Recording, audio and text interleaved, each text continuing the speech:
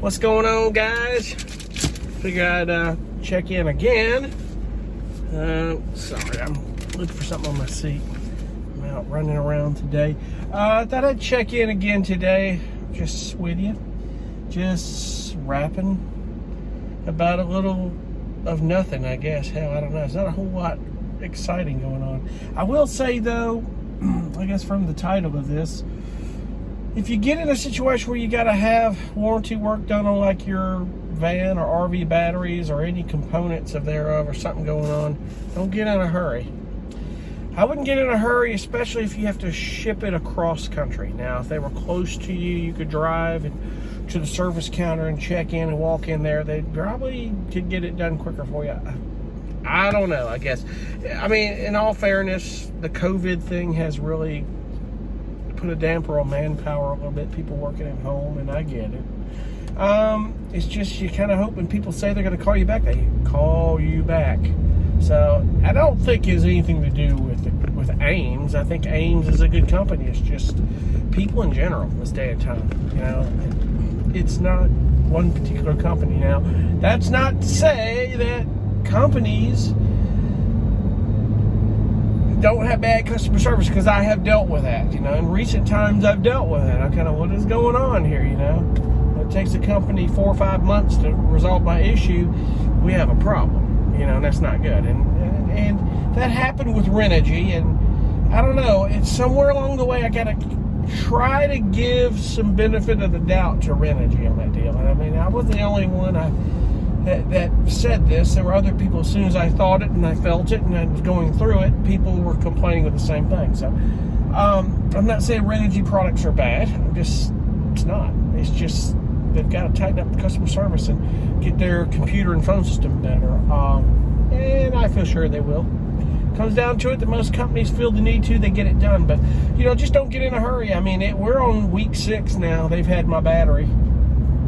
5 or 6 they've had it, because it took a week to get out there.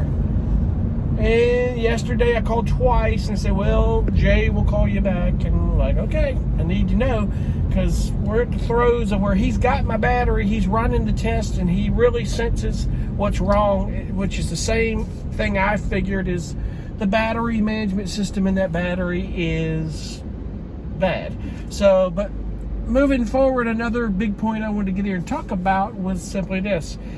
This is the reason why backup power is so important. It doesn't matter whether you live in a house. It doesn't matter whether you live in an RV or a van or your car. Have backup power. In other words, if you have a built system that you built like I did, I've got portable power. Portable power is so important right now. Companies like Energy, companies like Jackery, Blue Eddy, these companies, all these companies are all fighting.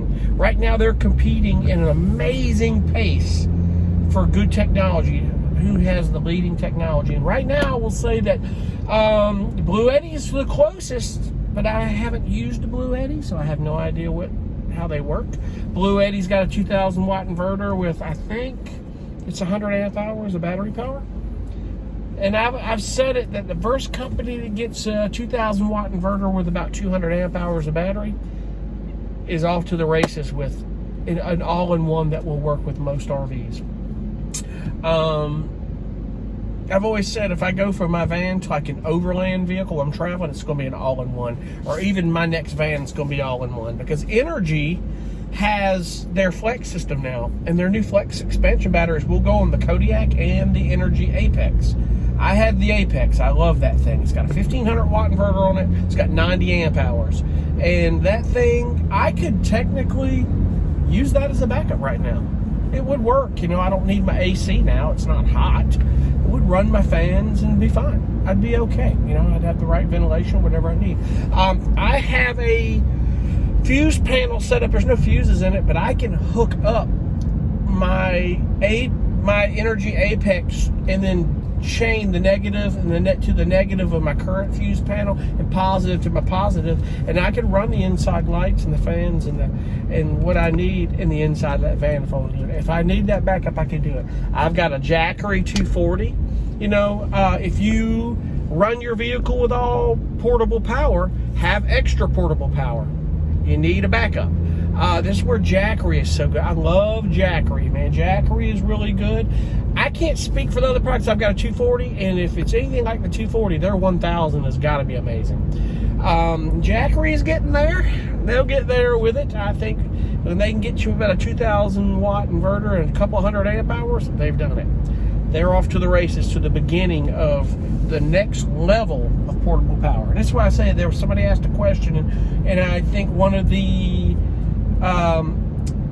groups on Facebook, I think it was the Van Build Out or ProMaster Build Out Forum or VANLIFE Forum.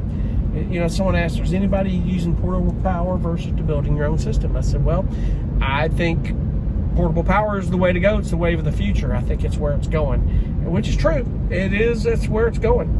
And all-in-one systems. I think it was like, is anybody using all-in-one versus to build? I think that was the question. So, but all-in-one portable systems, I think that's where it's going. So, it's big for preppers, and I'm not like this big crazy prepper. However, knowing what I know now, it's a good idea. And I will say it's important to have solar panels with these portable power modules. It really is important to do that. But anyway, I just wanted to get on here and rap about that a second. All is well other than that. If I could just get my battery back.